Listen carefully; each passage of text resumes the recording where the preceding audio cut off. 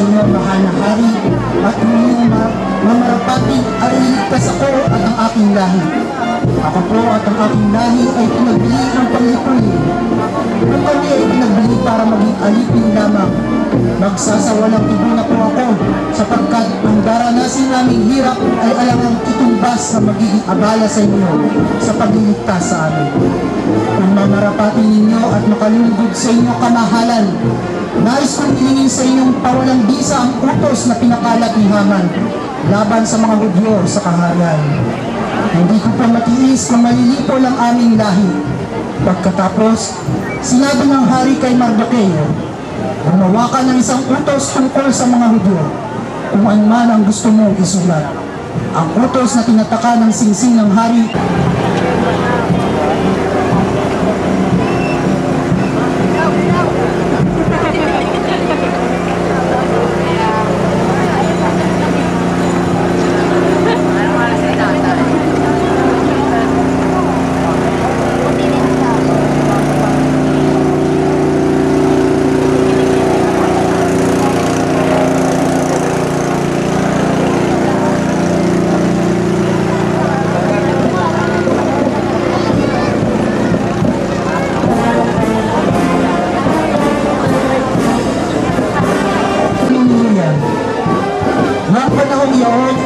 sa Emperador Augusto na magpatala ang lahat ng nasasakupan ng imperyo ng Roma.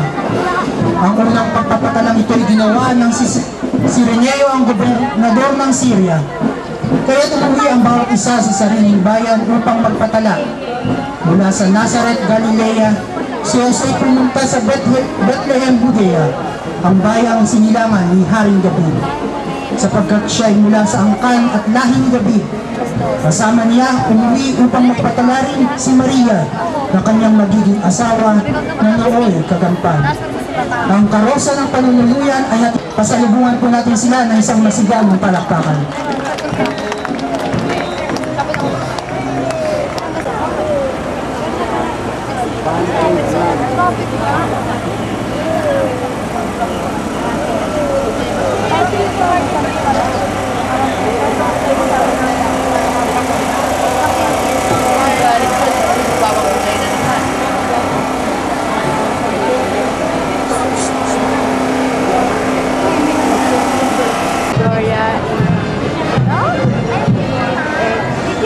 Services Day.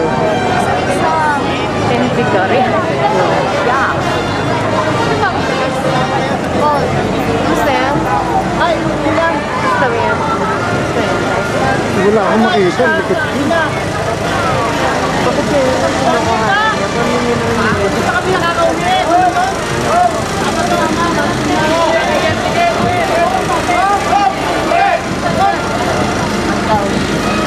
Ang karosa ng pagbabalita ng anghel sa pagsilang ng Mesiyas.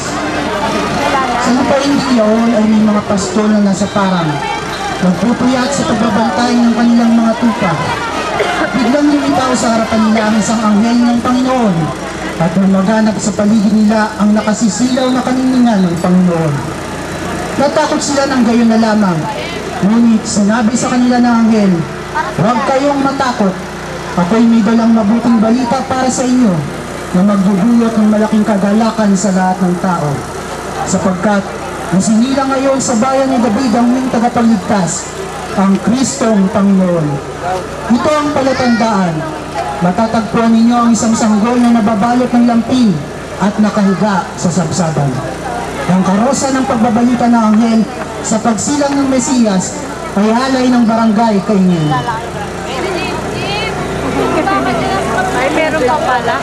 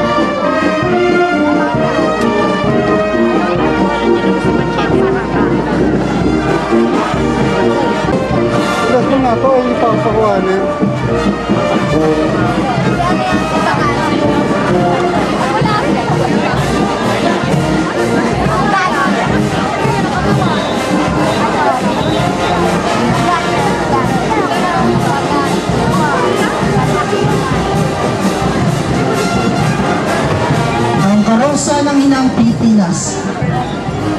Ang misyon ng bawat Pilipinong Katoliko ay nagmumula pareho sa utos ng Panginoon at sa buhay ng grasya ng Diyos na nasa atin. Bilang Katoliko, mapalad tayong tumanggap ng pagtatalaga ng Panginoon na maging saksi sa pananampalataya at sa Kristiyanong pamamaraan ng buhay bilang paglilingkod sa ating mga kapatid. At bilang nararapat na tugon sa Diyos, ginugunita ng PCP2 ang mga salita ni Juan Pablo Icalawa.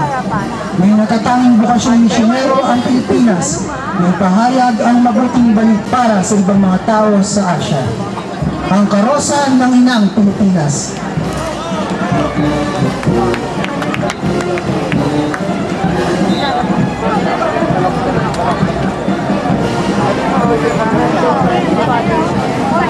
Pagkano?